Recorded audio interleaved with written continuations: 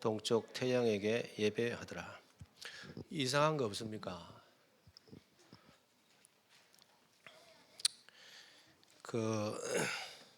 오늘 교회 안에서 일어나는 겁니다.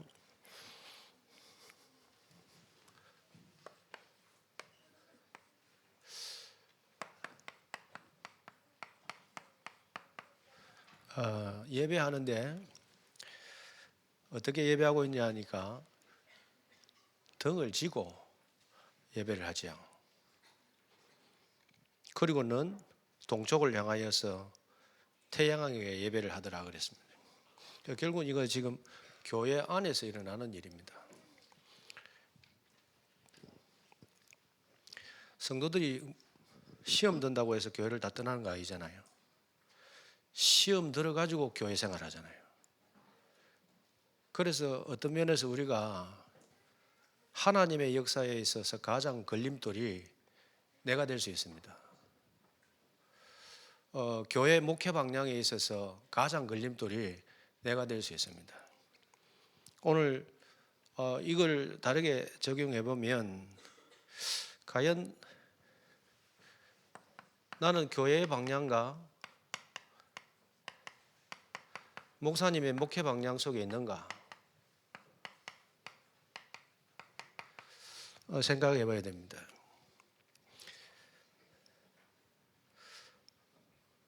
우리가 예배 출석을 하고 또 헌금을 하고 헌신을 하고 다 할 수 있습니다. 그런데 내가 2025년 한 해를 시작하면서 내가 이 방향에 안 맞으면 조금 점검해 봐야 됩니다. 그래서 오늘 제가 이렇게 제목을 정한 게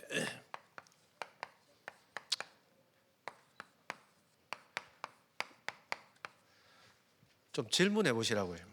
그리고 시작하시라고. 왜 그러냐 하면 저는 다민족교회가 언제나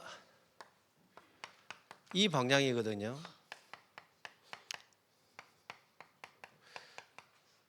목사님이 항상 237 5천정교 그 방향을 향해 가는데 나는 어느 방향으로 가고 있습니까?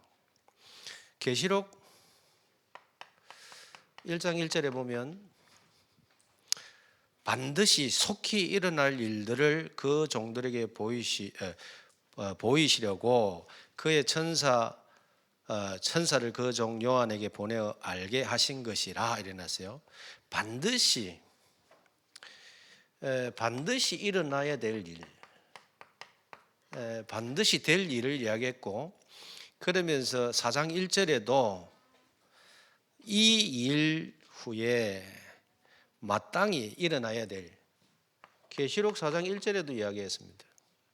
그러면서 7장 그 다음에 19장 쭉 이렇게 가보면요, 어떻게 정리할 수 있냐 하니까 내가 이 사실을 믿든지 안 믿든지 이 일은 반드시 일어나고 반드시 성취된다는 겁니다. 그래서 계시록은 언제 기록되어졌냐 하니까 도미티안 황제가 핍박을 할 때입니다. 쉽게 말하면 너 예수 믿을래? 그러면 죽는 겁니다. 예수를 안 믿겠다? 살려주는 겁니다. 그런 시대적인 상황과 핍박의 상황 속에서도 이 일은 계속 일어나는데 그 흐름 속에, 그 여정 속에 내가 있냐는 겁니다. 그런 어려움과 핍박과 환난 속에서 계시록 19장에는 찬송하라는 겁니다. 그런데 황제는 나에게 주라고 이야기하라는 겁니다. 그런데 내 입술을 통해서 당신에게 주라고 고백하는 일은 없을 겁니다. 왜냐? 나의 인생의 주인은 한 분밖에 없습니다. 오직 예수 그리스도만이 나의 주인이요 나의 주가 되십니다. 그 고백을 하는 겁니다. 우리가 세계복음화 하는 데 있어서 237을 걸어가는 데 있어서 여러 가지 어려움이 있고 환난이 있고 시험거리도 있지만은 하나님은 세계복음화를 향하여서 지금도 걸어가고 계시고 그 일을 이루어 가시는데 나를 통하여서, 나의 교회를 통하여서 하면 더 좋지 않습니까? 그래서 내가 이 속에 있는지 한번 점검해 보시고요. 그러면 질문을 해봐야 되겠죠. 어떤 질문이냐? 내 개인이 진짜 질문해 보면서 내가 가져야 될 답입니다. 어떤 질문이냐면 결국은 나는 복음이 필요합니까? 다르게 표현하면 그리스도가 필요하냐는 겁니다. 여기에 대해서 이제 답을 내야 되는 겁니다. 예수님이 마태복음 16장에 질문하셨지요. 너에게 있어서 나는 누구냐는 겁니다. 그 질문을 한 겁니다. 너에게 있어서 나는 누구냐는 겁니다. 왜 너에게 나라는 그리스도가 필요하냐는 겁니다. 많은 종교 중에 하나라고 사람들은 이야기합니다. 그러면 너는 나는 누구냐는 겁니다. 왜 네가 나를 따라오느냐는 겁니다. 왜 다민족교회를 지금 이렇게 섬기고 있습니까? 그 중에 왜 유채영 목사님을 내가 섬겨야 됩니까? 거기에 대한 질문에 대한 답이 나와야 되겠죠. 내 인생의 모든 문제 해결인데 어떤 문제 해결이냐? 돈 문제, 자녀 문제, 건강 문제, 그 문제 때문에 내가 예수를 믿느냐?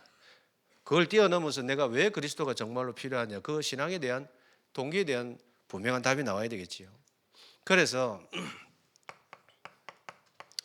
마태복음 5장 3절에 심령이 가난한 자 그랬지요.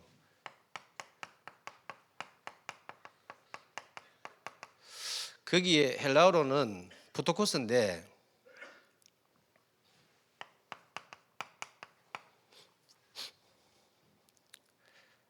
그 부토코스란 말은 어떻게 보면은 그 배를 골만 겁니다. 그것도 뭐 한 주 두 주 이렇게 막 골만 정도가 아니고 2, 3주를 계속 이렇게 굶다가 배 골마 보셨죠? 저 어릴 때 밥을 굶어 본 적이 있거든요.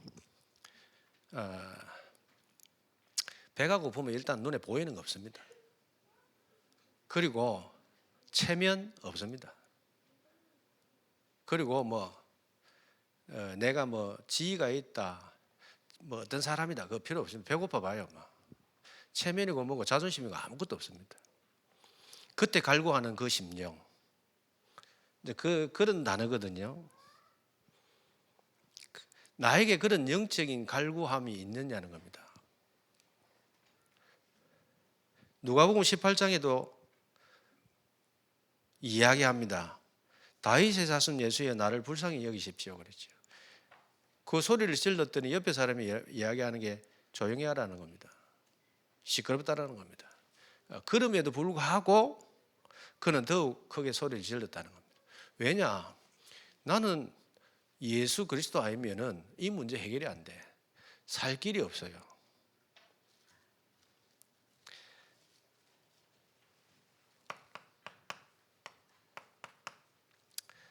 창세기 3장의 문제는 어떤 문제입니까? 그리스도 아니면 해결할 수 없잖아요. 내 인생의 이 문제는 그리스도 아니고는 해결할 수 없다는 사실을 발견한 사람이 그러면 오직 찾아야 될 것은 그리스도 말고는 없잖아요. 결국은 이 원죄 문제는 그리스도 한 분 아니고는 해결할 길이 없으니까 우리는 오직 예수라고 이야기합니다. 이삭이 올라가면서 번제물로 올라가는데 이유 없이 죽잖아요. 이유 없이 죽어야 되는데 이번 주에 우리 교회에서 이런 질문을 한번 해봤습니다. 어린아이가 태어나자마자 죽습니다. 그러면 죽으면 지옥 가지요. 근데 이제 세 가족이 있으니까 안 물어봤어요. 근데 우리 이제 대학생 하나가 들어왔던 아가 하나 물어봤어요. 그 아는 복음 들은 적도 없고, 그런데 죽으면 왜 지옥을 가나요? 복음이라도 들었으면 억울하지 않을 건데, 태어나자마자 죽어버렸는데 왜 그 아가 지옥 가야 되지요? 우리의 논리와 우리의 생각으로는 질문할 수 있는 충분한 이유가 맞잖아요. 그게 원죄라. 이유가 없어. 그냥 나는 태어나자마자 죽어도 지옥 가야 돼요. 내 아버지가 노예 엄마가 노예, 태어나면 노예라. 이유가 없는 거예요.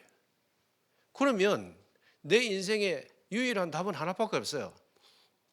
그래서 그리스도가 필요하다는 거기에 대한 답은 나와야 저와 여러분이 신앙생활이 뭐가 시작되냐면 예배가 시작되겠지요. 그러면 이렇게 질문해 볼 수 있습니다.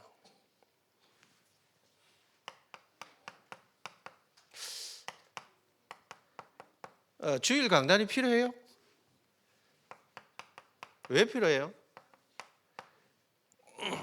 거기에 대한 답이 있어야 돼요. 우리는 창세기 1장 27절에 하나님의 형상이지요. 하나님이 2장 7절에는 생명을 부어 여니 생기를 부어 여니 생명이 됐다 그래요. 영적 존재라.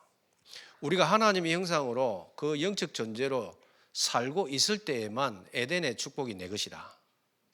그래서 창세기 2장 18절에 내 삶 속에 그 안에서 오는 축복들이잖아요. 문제는 말씀이 없을 때 어떻게 됩니까? 다시 말하면 예배 실패할 때 어떻게 되죠? 예배 실패하는 순간 창세기 1장 2절 상태에 들어갑니다.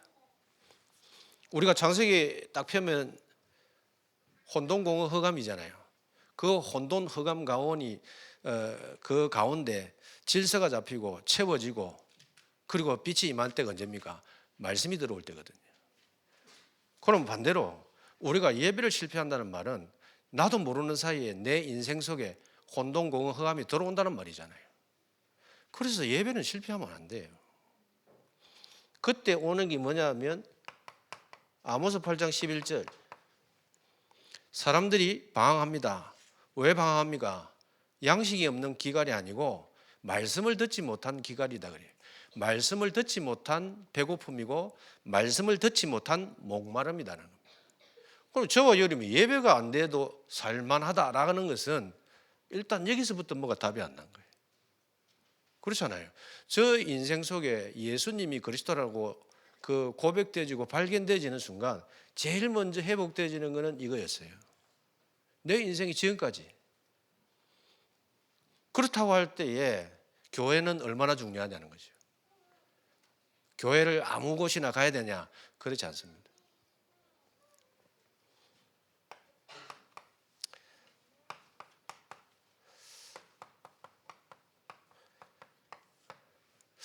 그럼 세 번째로 질문해 볼 게 기도가 필요하냐는 겁니다. 만약에 한번 생각해 보세요. 창세기 39장 1절에서 6절 사이에 보면 요셉이 하나님과 함께함으로 그 집과 그 밭에 복을 받더라 그랬거든요. 그런데 당장 그 하나님의 축복과 형통이 임함으로 인하여서 만사형통 됐냐? 당장 오는 게 뭐냐면 7절에 우리는 그건 안 보거든요. 창세기 39장 7절에 그 후에 그래요. 그 형통 후에 문제가 오기 시작해요. 그 주인의 아내가 요셉에게 누짓을 하잖아요. 그 사건을 통하여서 억울한 누명 쓰고 감옥 가지요. 만약에 그때 요셉이 그리스도도 모르고 기도를 몰랐다라고 하면 어떻게 됩니까? 또 그리스도를 안다 치더라도 내가 기도의 비밀을 없다고 하면 그 상황은 어떻게 됩니까? 그래서 우리 어떤 면에서 우리가 문제를 만났을 때는 잠잠히 하나님을 바라볼 수 있는 그 영적 상태가 나에게는 필요한 겁니다. 그 상태가 안 돼 있다. 어느 날 나도 모르게 이거 방향에 내가 걸림돌이 되고 있는 거예요.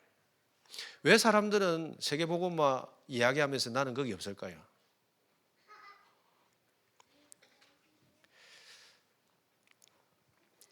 출애굽기 14장에는 재미난 표현이 있습니다.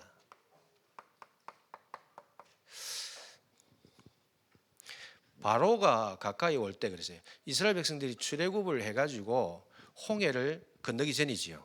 그러니까 바로 왕이 추격해 옵니다. 그 추격해 오는 그 모습을 보는 순간 백성들이요, 어떤 상태에 들어가느냐면 심히 두려워하더라는 겁니다. 그 모습만 봤는데 두려운 겁니다. 그리고는 하는 게 뭐냐면 이거 해요. 여호와께 부르짖어요. 그리고 부르짖고 나서는 당장 하는 게 지도자 원망이에요. 그럼 기도가 되고 있습니까? 그럼 지금 우리가 점검해 봐야 될 부분이에요. 저는 신앙생활 해보면서 제일 안 되는 게 처음에 보니까 기도더만. 그러니 여호수아 6장에 가서는 여리고를 돌 때에 너희가 너희 입을 드러내지 마, 말하지 마. 왜냐? 입만 열면 불신하는데. 강약길이라는 그 환경 속에서 우리가 보이는 거 가지고 이야기하거든요. 그래서 안목의 정욕이잖아요. 보이는 거 가지고 이야기하잖아요. 베드로서 2장 8절에는 왜 의로운 자가 마음이 상하느냐? 보고 듣는 것 때문에 상하더라는 거예요. 그러니 우리가 영적으로 복음이라는 이 부분에 답 안 넣고 복음의 각인과 기도의 뿌리를 안 내리면 어떻게 됩니까? 좀 생각해 봐야 됩니다. 2025년을 시작하면서. 정말로 우리가 그리스도 모르는 거기에 진짜 눈물이 있어야 되고요. 내 구역에 식구 중에 그리스도를 모른다. 눈물이 있어야 되고요. 내 가족 중에 정말로 그리스도를 모르고 있다. 거기에 눈물이 있어야 되죠. 이걸 안다라고 하면, 내게 정말로 그리스도가 필요하다는 사실을 안다라고 하면 나와 관계된 그 현장 속에 그리스도가 필요한데 그 그리스도를 모를 때 오는 눈물이잖아요. 그래서 마태복음 5장에 예수님도 밭은 휘어져 가는데 추수할 일꾼이 있다. 왜 필요합니까? 그 일꾼이. 현장에 죽어가는 그 영혼을 보니까 보이는 거잖아요. 문제가 와도 전에 하던 대로 우리가 일을 진행할 수 있는 이유는 뭐냐? 이 답이 있기 때문에 그러잖아요. 그래서 질문해 봐야 됩니다. 내가 정말로 이 답을 가지고 있는지를 질문해 봐야 됩니다.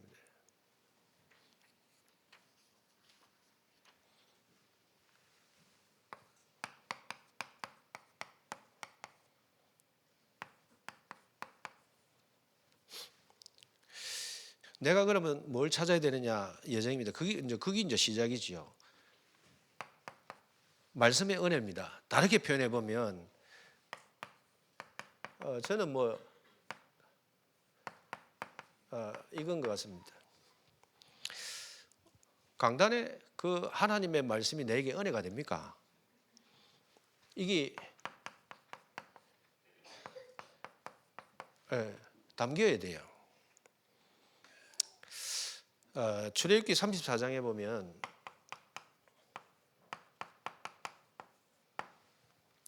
모세가 하나님하고 대면하고 내려오는 장면이 있습니다. 여호와와 말하였으므로 하나님하고 대면했던 사람에게 보이는 은혜가 있다니까요.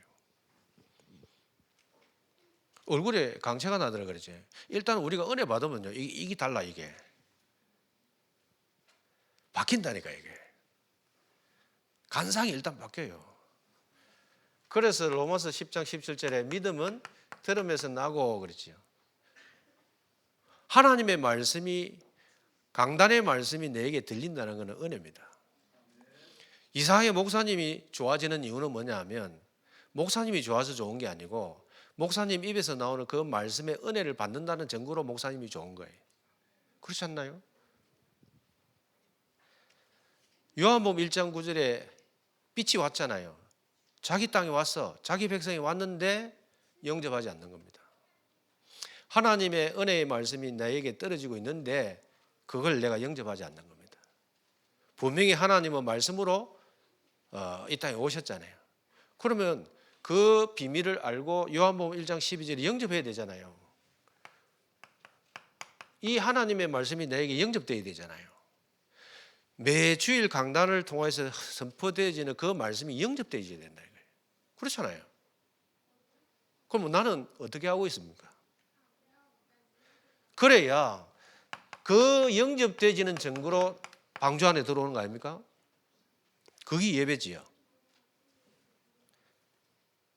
그러면 여기서 오는 게 뭐냐 하면 말씀의 영향을 받는 거지. 그럼 우리가 한번 질문해 보지요. 나는 매주 강단의 말씀에 영향을 받고 있습니까? 그 강단이 나에게 얼마만큼 내 인생을 움직이고 있습니까? 그러면 두 번째로 이렇게 되는 겁니다. 그 강단이 나의 미션이 되겠지요. 그러면 그 하나님의 말씀이 나에게 영향을 줬다는 말은 내가 움직인단 말이지요. 내가 움직인단 말은 미션인 거지요. 여기에 대해서 우리는 맞다라고 하면 그 말씀에 대해서 확정시켜야 돼요. 한 주가 되든 한 달이 되든 1년이 되든 뭔가 내게 확정되어지는 미션이 있어야 될 거 아니에요. 그게 어디서부터 확정되어야 되냐니까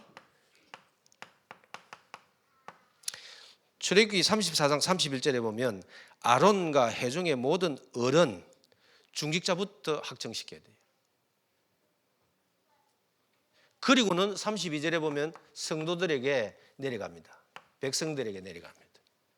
그러니까 중직자, 중간 사역자들이 이 부분에 확정이 안 되지면 그 밑으로 흘러가지를 않아요. 그래서 뭐 내가 직분을 가지고 있다, 뭐 하다 중요한 위치에 있는 분들은요, 빨리 강단에 대한 부분들을 가지고 내가 어떤 미션을 살아가야 될지 거기에 대한 확정이 필요한 겁니다. 왜 그러냐면 하나님은 사도행전 9장에도 보면 그냥 부른 게 아니잖아요. 바울을 부를 때 이유가 있었어요. 목적이 있었어요. 그러면 마태복음 4장에도 예수님이 제자를 부를 때 이유가 없습니까? 하물며 내가 그냥 구원받은 게 아니고 목적 없이 구원받은 게 아니고 하나님이 나를 부르실 때도 이유가 있고 목적이 있는 거예요. 그것도 다민족 교회를 불렀다라는 것은 다민족 교회를 향한 이유와 목적이 있는 겁니다. 그리고 유채영 목사님을 만났을 때는 그 목사님을 만난 그 뭔가 미션이 있으니까 나를 요 교회를 부르는 거 아니겠어요? 찾아야 됩니다. 그래 해야 강단이 기도가 되겠죠.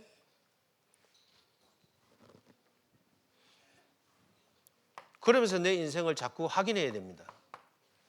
이게 맞다라고 확인해야 될 거 아니에요.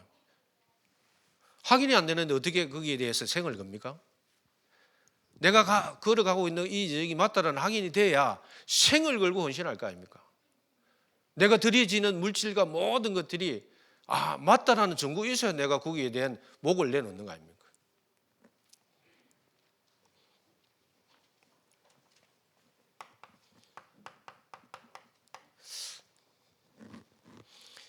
뭐 히브리서 11장은 믿음의 장인데 저는 이번 주에는 이 말이 조금 부딪혀 온 거예요. 히브리서 11장 23절에 보면 나라들을 이기고 그랬어요. 그러니까 결국은 기도하는 사람이 뭘 이기느냐? 나라를 이겨요. 믿음의 사람은 기도의 사람이잖아요. 결국은 기도하는 사람은 나라를 이겨요. 우리가 문제라고 생각하는데 히브리서 11장에는 모든 문제를 다 이겨내는 사람들의 특징이 뭐냐? 믿음의 사람이라. 그럼 그 믿음의 사람의 특징이 뭐지요? 기도하는 사람이라. 뭐 가지고? 언약 가지고. 그래서 2025년 한 해 흘러가지 말고 강단이 나의 미션이 되고 강단이 정말로 나의 기도가 되면 거기에 대해서 정말로 2025년 걸어가는 동안에 그 말씀이 확인돼야 돼요. 그래야 내가 평생 이 교회에 헌신하고 생을 걸고 요는 새가족 선서하는 것도 있대요. 뭐 죽는다며요. 그 교회를 위해서 죽는 건지 목사님을 위해서 죽는 건지 난 모르겠는데 그 진짜인지 가짜인지는 모르겠고 왜냐 내가 그 속을 안 들어가 봤으니까 선서는 누구든지 할 수 있어요. 근데 그 마음은 누가 알 수 있냐? 하나님이 아시잖아요. 사단도 알고. 그게 진실이기를 원합니다. 왜냐?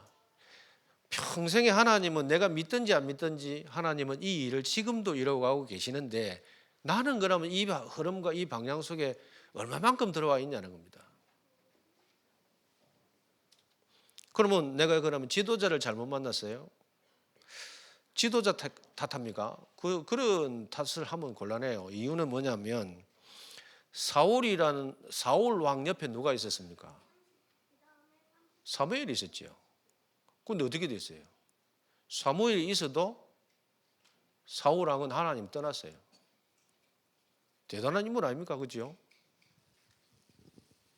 고라조선 옆에는 누가 있었습니까? 모세잖아요. 모세가 그 유능한 지도자가 옆에 있는데도 불구하고 반항의 깃발을 들었어요. 고린도 교회 보세요. 맨날 싸워요. 분쟁해요. 누가 세운 교회입니까? 바울이잖아요. 시대적인 전도자가 있음에도 불구하고 교회에 계속 시기하고 분쟁하고 싸우고. 여기서 뭐 예수님 옆에는 누가 있었습니까? 가룟 유다 있었잖아요. 그 지도자 탓하면 안 돼. 우리 목사님이 그럼 네가 해보세요 이러지. 결국은 내가 목회의 방향, 교회 방향을 못한다는 말은 올 2025년을 가면서 한번 질문하고 시작해야 돼요. 왜 그러냐면 제가 이제 해야 될 거는 내일 동문도 그 핵심이니까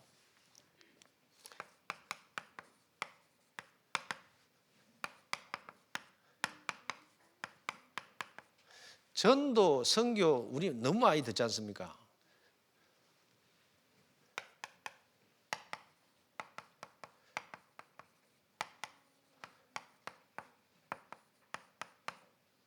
모든 축복의 통로지요.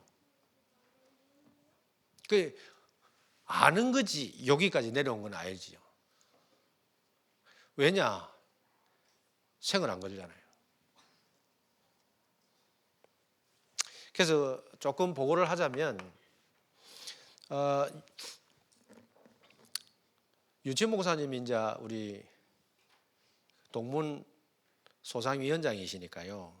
흘러가는 걸 조금 보고 드리겠습니다. 24년 동안 흘러왔습니다. 졸업생이.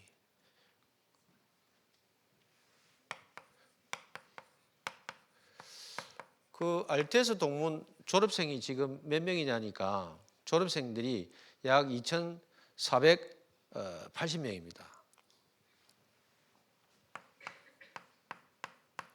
그것도 이제 그 뭡니까? 다른 그 목회자반 뭐 이런 거 합치면 2,700명이 넘어요. 국내만 그래요. 그러면 해외까지 치부르면 더 많겠죠. 그런데 그 동문이 지금 이렇게 소상 조직이 생기기까지는 유전 목사님이 시작한 게 있겠죠. 전국 순회입니다.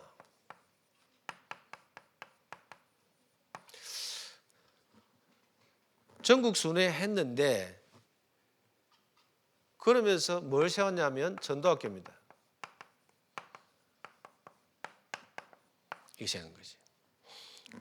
지금 국내 22군데 있고 해외는 9군데 있거든요. 그러면 31군데 있습니다. 지금 아무것도 없던 데가 지금 전국과 세계 한 30군데, 31군데 있습니다. 이러다가 국내는 지금 지총 단위로 해가지고 국내에 있는 목사님들 지역에 모여서 집중하는 1년에 한 6번에서 많게는 8번까지. 이러다가 해외에 열린 겁니다. 해외.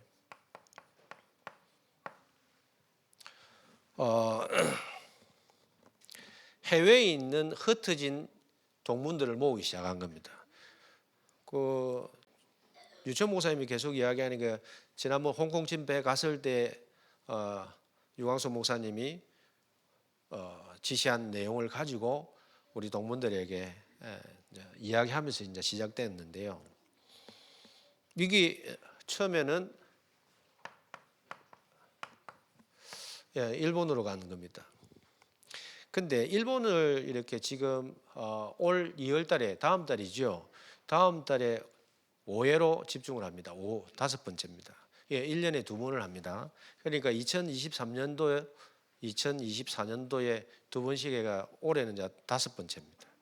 근데 그 5번 하기까지가 유채영 목사님 보이지 않게 한 2년을 수고하신 거예요.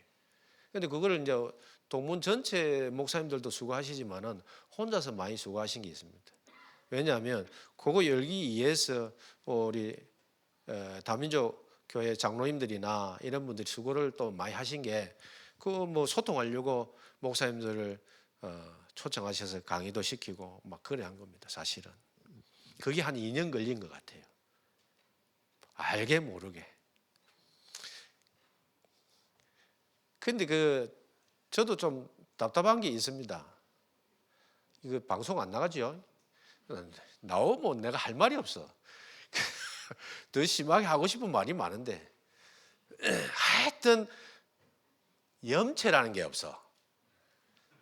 거기까지만 하고 싶은 말은 많은데 하여튼 저는 그래. 일단 내가 옆에서 보면서 내가 신경질 나. 일단 옆에서 보는 내가 신경질 나. 왜 신경질 나냐? 나는 절대 그래 안 하거든. 근데 장로님들 신경질 날 때 있었습니다. 말은 안 하고. 근데 목사님 하겠다는데 어쩌겠어요. 쏙 더 좋아. 미운 놈 떡 하나 더 준다고 더 줘. 그래. 하여튼 내라서 할 수 있는 이야기예요. 하여튼 옆에 있으면서 내가 스트레스 받아요. 쥐는 문제 없다는데. 나는 문제 있어요. 왜냐? 보이니까 뭐가. 뭐 괜찮다 하는데 괜찮기는 그래 죄송합니다. 개뿔 하나도 안 괜찮아. 이게 참 감사한 게 다민족 교회이기 때문에 가능한 것 같아요. 물론 우리 동문 많은 목사님들 있지만은 목사님이 그만큼 마음을 담고 이 조직에 대한 부분들을 헌신하고 수고하니까 지금 이렇게 지금까지 진행해 온 것 같아요. 그런 데다가 또 목사님 언제든지 혼자 가기보다는 같이 가서 보고 기도하게 하고 뭐 그러다 보니까 이제 이렇게 지금까지 온 것 같습니다. 그런 데다가 이제 일본이라는 이 부분이 이제 지나고 나니까 이제 중국으로 이제 조금 이렇게 연결됐죠. 중국은 또 상황이 또 우리가 뭐 장로님들이나 우리 권사님들 또 가보셨으니까요. 이번에도 뭐 중국 팀들만 모아서 좀 집중을 해볼까 싶은데 지금 막 그 상황이 잡혀 들어가 가지고 지금 감시당하고 뭐 이래 가지고 조금 좀 기다려달라 하시더라고. 오케이. 근데 이만큼 하나님이 목사님을 통하여서 또 우리 다민족 교회 그 헌신을 통해서 이렇게 하나씩 근데 또 뭐 이거 하나 열어가는데 뭐 한 달, 두 달 만에 막 열고 이런 스타일도 아니고 한 1년 가요. 1년만 갑니까? 2년도 가는데. 그러면 이번에는 또 어디로 갑니까? 이게 이제 유럽으로 간단 말이죠. 미국도 마찬가지입니다. 이래가지고 미국 이렇게 지금 하나씩 열어갔는데 목사님의 고민은 또 뭐냐면 문을 열기는 여는데 문제는 누가 가냐는 거죠. 그런 고민들을 하는 거죠. 그래서 이렇게 전도학교를 쭉쭉 열어가는데 왜 이렇게 해야 되느냐? 사실은 이제 지금 다락방 안에서도 많은 소리와 소문들은 있지만은 그러나 어르신이 예를 들어서 하나님 부르심을 받고 난 이후에 남아야 될 것은 뭐냐? 학교라는 거예요. 이 학교를 통해서 계속적으로 후대가 배출되어서 이 복음 운동이 계속적으로 지속되어야 된다는 거예요. 그래서 이 운동 해야 된다는 거예요. 그래서 이거 수고해야 되고 헌신해야 된다는 거예요.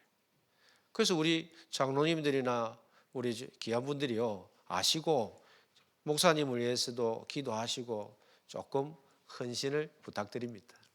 왜냐 동문교회 중에서 뭐 이렇게 뭐 외적이나 뭐 안에 내용이나 이런 부분들을 뭐 유채영 목사님 말고는 해갈 수 있는 분들이 그렇게 많지 않다고 생각하거든요.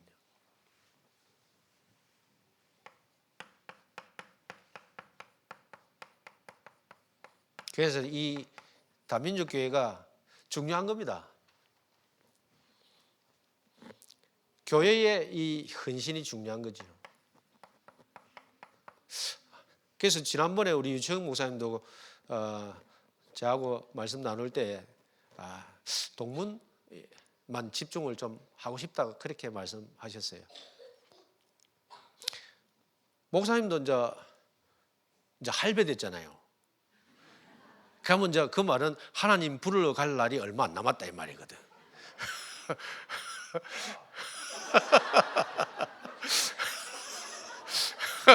나는 아직 할배 아니에요.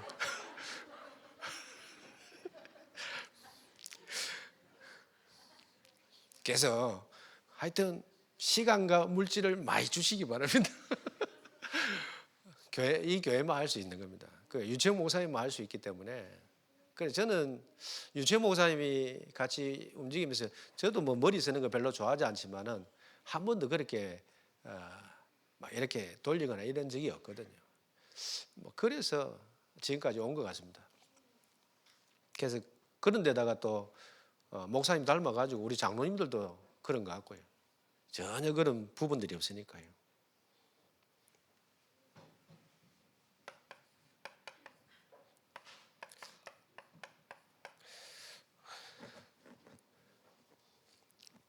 교회 안에 문제가 일어났을 때에 우리는 말씀과 기도에 전무할 테니까 너희들은 구제하고 봉사 이거 이야기했거든요. 자, 그러면 여기 오늘 이 밤에 모여 있는 집사님들, 권사님들만이라도 이 다민족 교회를 위해서 내가 헌신해야 될 미션을 내가 찾아야 됩니다. 근데 이제 지금 저는 이제 우리 단체 안에서 조금 생각해 봐야 될 부분들이 뭐냐면 그 성경의 로마서 12장에 보면 은사가 나옵니다. 이것만 하고 마칠까 싶습니다만은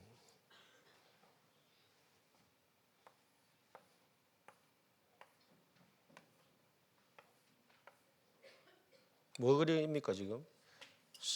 사람입니다. 짠.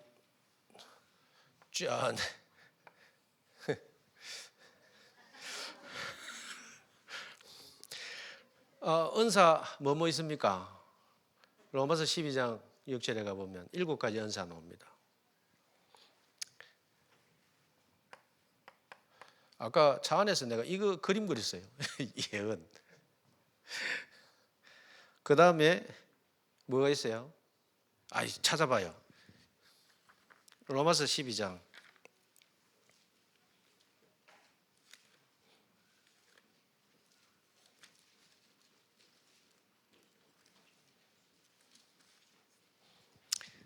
자 보세요. 6절 우리에게 주신 은혜대로 받은 은사가 각각 다르니 혹 예언이면 믿음의 분수대로 섬기는 일이면 섬기는 일로 가르치는 자면 가르치는 일로. 자 찾읍시다. 자 처음에 예언이죠. 두 번째 섬김이지요. 그 다음에 가르침. 자 가르침 또 위로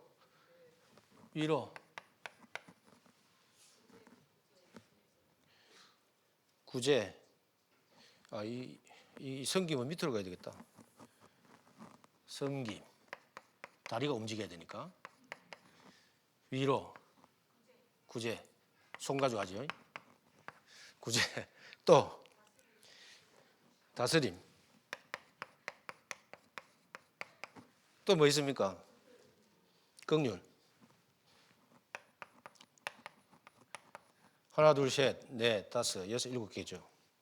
자 그러면 생각해 보세요. 식당에 갔는데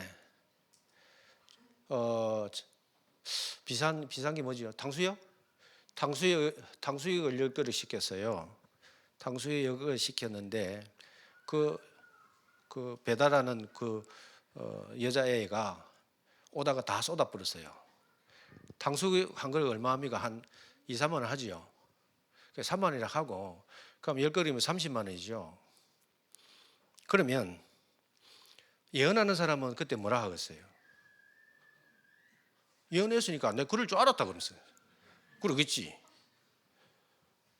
그러면 요거는 뭐 하겠어요? 이론은 괜찮아. 요거는 구제니까 10그릇 중에 내가 한 3그릇은 내가 보태줄게. 뭐 그래 하겠지.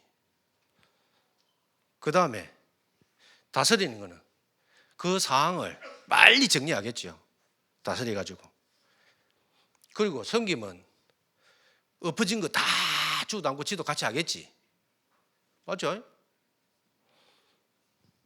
가르치는 놈은 너 그러니까 이렇게 조심하고 저렇게 말말 하겠지요. 그죠? 긍휼은 그냥 울어 그냥. 같이 울어 그냥. 아유 저러 막. 자 그런데 생각해 보세요. 이게 막 쉽게 말하면 경상도 말로 지랄을 해. 그럼 듣는 사람 좋은 사람 있어요 없어요? 없지. 그 너는 필요 없어. 가슴 뛰내뺐어. 니도 별로 필요 없어. 달가지 뛰내뺐어. 이게 사람이요 병신이요? 그죠? 자 그러면 한번 물어봅시다. 여기 중에 필요 없는 거 있어요? 에? 아니, 필요 없는 거 있냐고. 대답을 해봐요. 다 필요하지. 아무 생각해 이거 니 필요 없어 딱 잘라보면 병신인데. 제가 뭘 말을 하고 싶었냐. 교회는 필요 없는 사람 없어요. 교회는 나가야 될 사람이 없어. 그런데 왜 자꾸 나가라고 이야기하는지 몰라. 구역에서도 마찬가지입니다. 예를미도 필요해. 예미는 이유가 있어 그냥. 다 필요하다니까요. 안 그래요? 울어주는 사람도 필요하고 돈 주는 사람도 필요하고 그냥 몸으로 때우는 사람도 필요하고 다 필요하다니까요. 그게 교회예요. 그런데 왜 네 편 내 편 가릅니까? 그러면 안 돼. 그러면 나는 어느 쪽에 있어요? 나는 구제팀입니까? 예언팀입니까? 이론팀입니까? 내 체질이. 그거 가지고 헌신하면 돼. 다락방은 오직 예수야. 다락방 오직 예수인데 문제는 그 오직 예수가 문제라. 왜 문제냐? 이게 자꾸 필요 없대. 왜 필요 없지요? 오직 예수이기 때문에 더 필요해요. 왜 그러십니까? 그러니 교회는 가르치는 사람도 필요하고 긍휼의 사람도 필요하고 말씀 주는 사람 필요하고 다 필요한 겁니다. 그래서 우리가 신앙생활 하면서요. 넌 꼴보기 하면 안 돼요. 진짜 얼마나 귀한 사람들인데 한 사람 한 사람이 너무 귀한 사람 아닙니까? 그러면 우리 뭐 진장로님만 계시면 될 것 같아요. 교회가. 맨날 잔소리 하는 사람도 있어야지. 안 그래요? 나는 일부러 우리 장로님 보고 잔소리 좀 하세요라는데 너무 안 해가지고.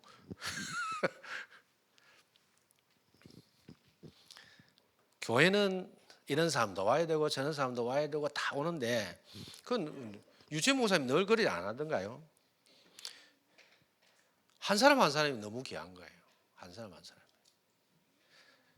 그런 목회자 밑에서 있는 내가 그분의 방향과 그 교회 방향에 내가 없다라고 하면 나는 뭡니까 그거? 허수아비잖아요. 아무것도 아닌 거예요. 내 존재가. 그러니까 자꾸 갈등하는 겁니다. 그래서 2025년 한 해를 시작하면서 등지고 있지 말고 정말로 내가 요 속에 뭐 시라든 말든 다 필요하니까 요 속에 들어가서 움직이시면 돼요. 단 이거 질문해 보세요. 정말로 나에게 그리스도가 필요합니까? 정말로 나에게 이 다민족 교회가 필요합니까? 그러면 나에게 이 교회에서 말씀 주시는 목사님 얼마나 귀하겠습니까? 그래서 강단의 은혜와 강단의 미션과 그 강단의 기도를 가지고 있는 그 성도 한 사람 한 사람이 목사님 볼 때는 얼마나 귀하겠습니까? 그래서 한 주가 행복한 한 주가 되기를 축원드립니다. 기도하겠습니다.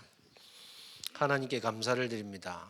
주신 말씀대로 응답하시고 성취하여 주시옵소서.